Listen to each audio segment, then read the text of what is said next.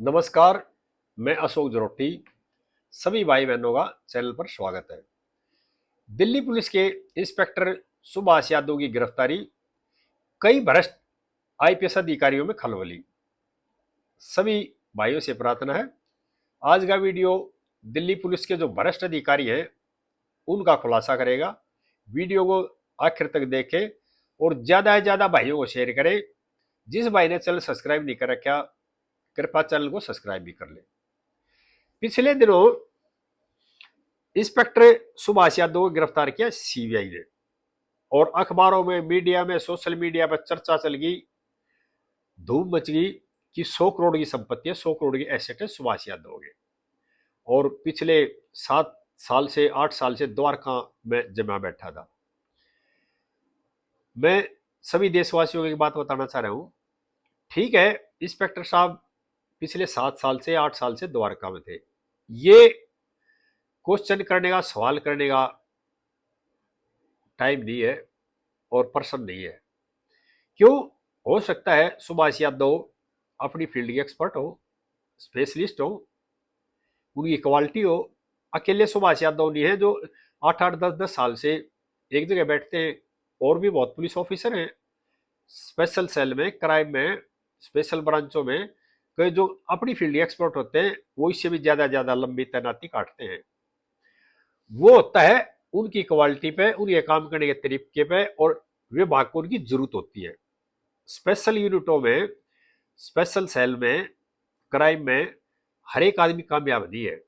वो उसका मानसिक स्तर, काम करने का तरीका और उसकी ऊर्जा, उस पर निर्भर करता है।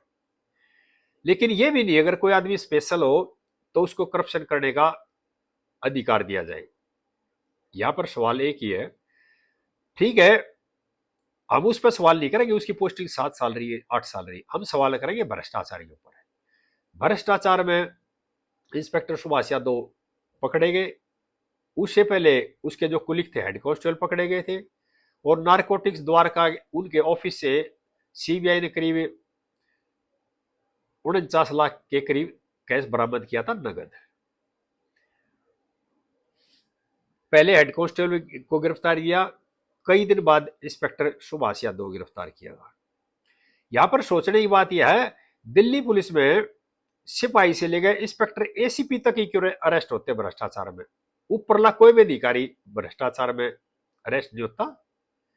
कभी सिपाही पकड़ा जाता, कभी हवलदार पकड़ा जाता, कभी थानेदार पकड़ा जाता, कभी इंस्पेक्टर पकड़ा जाता है। आईपीएस अधिकारी अरेस्ट क्यों नहीं होते? पहले दिन हेड कांस्टेबल रेड हैंड पकड़ा गया था, इंस्पेक्टर नहीं गिरफ्तार हुए थे, अब इंस्पेक्टर को भी गिरफ्तार कर लिया। क्यों? उनकी सुपरविजन भी थी, उनके ऑफिस से कैश नगद बरामद हुआ था। जो इनके डीसीपी थे, जो इनके ज्वाइंट सीपी थे, जो इनके स्पेशल सीपी थे, जो इनके लीड करते थे, वह अरेस्ट क्यों नहीं? जांच की सुई उन तक क्यों नहीं? भाई हेड कांस्टेबल अरेस्ट हो गया, इनकी सुपरविजन थी, इनके ऑफिस से 50 लाख रुपए मिल गए, तो इनके ऊपर डीसीपी भी तो था, इनके ऊपर ज्वाइंट सीपी भी थे, इनके ऊपर स्पेशल सीपी भी थे। उनकी ड्यूटी क्या थी? जो सुपरविजन ऑफिसर है, जो आईपीएस अधिकारी है, उनकी यही तो ड्यूटी है, अपने जो कुलिक, अपने जो मुलाजमान, अपने जो जूनियर हैं, उनके वो मुखिया हैं, तो उनको देखना कौन भ्रष्टाचार कर रहा है, कौन ईमानदारी से काम कर रहा है। ये जिम्मेदारी किसकी है? डीसीपी की, ज्वाइंट सीपी की, स्पेशल सीपी की। अगर वे अपने कुलिक को यही नहीं पहचान सके, अपने जूनियर को ये नहीं पहचान सके ये भ्रष्ट है, ये ईमानदार है, तो उनको उस कुर्सी पर बैठने का कोई अधिकार नहीं है। और भारत सरकार ने ऐसे अधिकारियों से दिल्ली पुलिस से मुक्त कर देना चाहिए।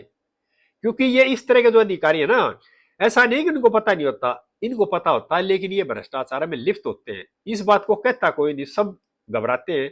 आईपीएस अधिकारी ईमानदार भी है दिल्ली में, बहुत अच्छे लोग हैं दिल्ली पुलिस में, कई आईपीएस अधिकारी नेचर से भी और ईमानदारी से भी। लेकिन उन ईमानदार आईपीएस अधिकारियों की संख्या दिल्ली पुलिस में कम रहेगी। पहले क्या होता था, अगर 50 आईपीएस अधिकारी होते थे दिल्ली के अंदर, तो उनमें भ्रष्ट होता था 1 या 2, और उसकी चर्चा होती है सब में, यार वो भ्रष्ट है, ये ईमानदार है।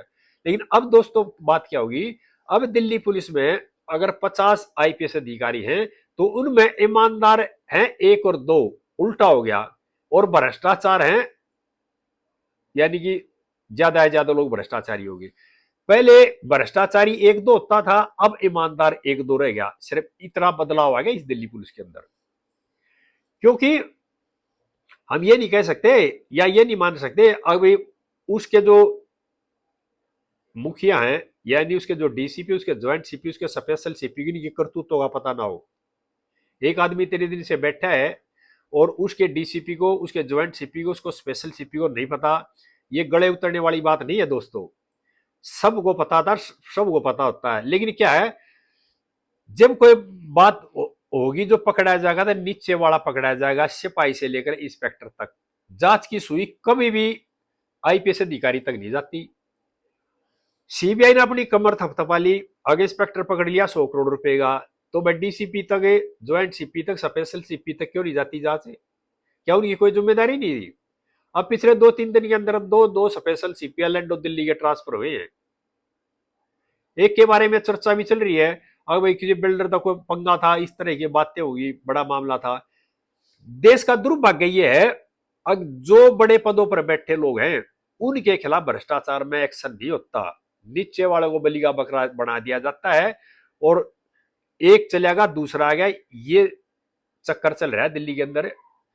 और आईपीएस अधिकारी का ज्यादा से ज्यादा भाई ट्रांसफर होता है, किसी के खिलाफ कोई कार्रवाई नहीं होती। अगर किसी के खिलाफ कोई डायरेक्ट भी शिकायत होगी ना, उसको भी जांच में पाक साफ कर दिया जाता है, मुकदमा दर्ज होगा, उसमें भी अरेस्ट नहीं करते, उसमें भी उसको बचाने की कोशिश करते हैं।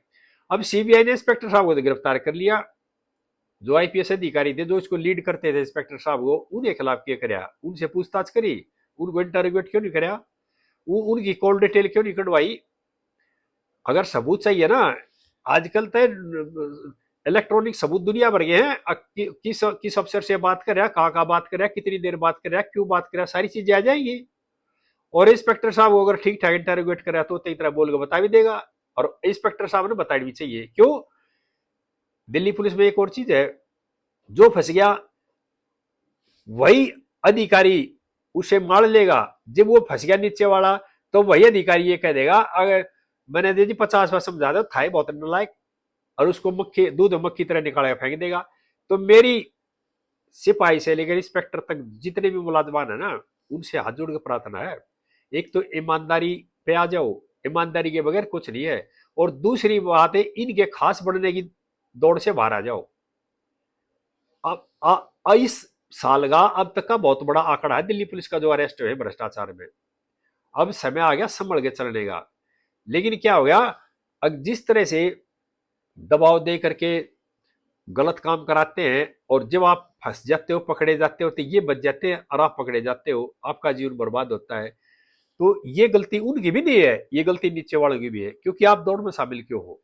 आप जो संवैधानिक आदेश है वो मान लो, आप जो सरकारी काम है, जो कानून सम्मत काम है उसको करो, गलत काम क्यों करते हो?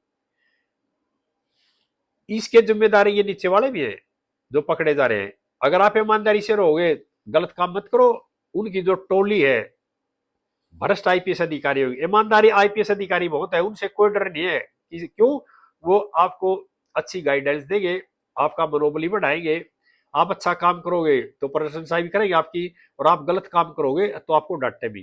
लेकिन भ्रष्ट अधिकारी भी क्या है, अगर आपको हर बात पर डांटेंगे और आपसे माल समेटने की कोशिश करेंगे। ये क्वालिटी होती है भ्रष्ट आईपीएस अधिकारियों की। और देख लेना, सीबीआई आईपीएस तक नहीं ले जाएगी इस जांच को। क्यों? सीबीआई को भी आईपीएस लीड करते हैं और दिल्ली पुलिस को भी लीड आईपीएस कर रहे हैं, और एक ही गुट है, उनके खिलाफ कभी नहीं जाएंगे। नीचे को बलि का बकरा बना देंगे और आईपीएस अधिकारी को बचा देंगे, और अब तक बचाया भी है। देख लो किसी भी आईपीएस अधिकारी को इस मामले में नापया हुआ, बातचीत करी हुआ, इंटरोगेट करा हो तो हाँ, ये जरूर है, अगर कोई हवलदार पकड़ा जाता, थानेदार पकड़ा जाता, तो एसएचओ जरूर इंटरोगेट कर लेते या अरेस्ट कर लेते। लेकिन नहीं, डीसीपी को, ज्वाइंट स्पेशल सीपी को देख करेंगे। क्यों? गठजोड़ एक है। आगे इस तरह बातें फिर बताते रहेंगे। इस वीडियो को भाई ज्यादा से ज्यादा शेयर करो। जय देशवासियों।